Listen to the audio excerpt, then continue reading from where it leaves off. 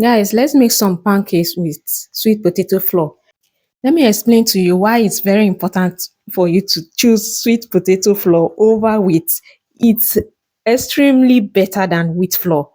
Sweet potato flour has more vitamin A, fiber.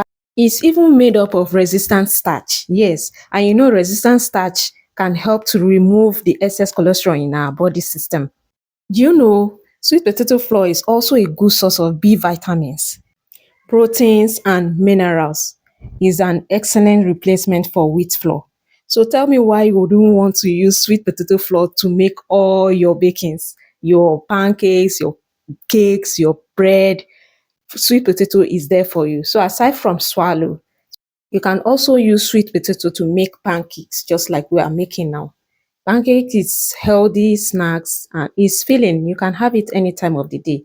I've been getting to fall in love with pancake ever since I discovered all these flaws, and especially when it's mixed with fresh fruits. This particular pancake made with sweet potato flour is so soft and fluffy, unusually soft, honestly. You won't want to resist it.